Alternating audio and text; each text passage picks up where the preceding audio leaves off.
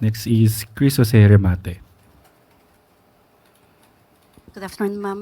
Ma'am, next week po, December na, ilang tulog na lang, sabi nga nila ay Pasko na.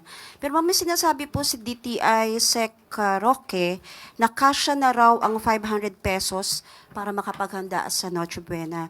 At ang sabi po niya, and I quote, kung totoo siya, 500, makakabili na kayo ng ham. Makakagawa ka ng macaroni salad. Makakagawa ka rin ng spaghetti. Depende rin po yan kung ilan yung kakainin. Hindi naman siguro pwedeng pagsabay-sabayin. Pwede isa. Pwede ham siguro. Meron namang murang ham.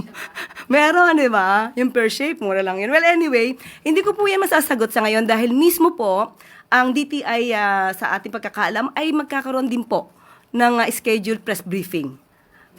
Ngayon, kung hindi ako nagkakamali, 1 o'clock. So, doon mas maganda po na mas maliwanag po niya kung ano po at paano niya makukompute yung pagbibili ng ham sa halagang 500 pesos. Baka dalawa nga po mabili sa ganun.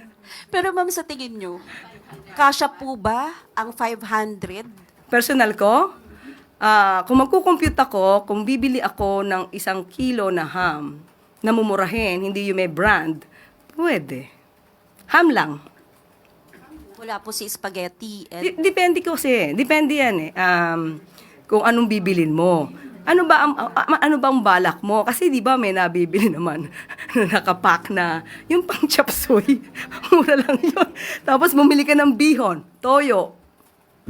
Pero ma'am, tama po ba na dapat pagkasya yun yung 500, lalo na po ngayon na nakaranas po ang bansa ng kalamidad?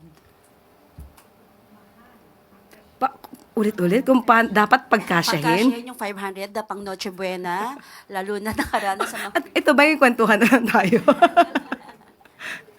Depende. Kasi kung yun lang naman ang kaya ko. Okay, ma'am. At kaya ko namang tumingin sa mga may discount. May mga grocery stores na may discount. Pag malapit na yung, let's say, 3 months na dapat mabenta na ito lahat, depende po yan si diskarte. But still, sabi ko, hindi po ako sasagot in behalf of DTI dahil magkakaroon po sila ng kanilang press briefing.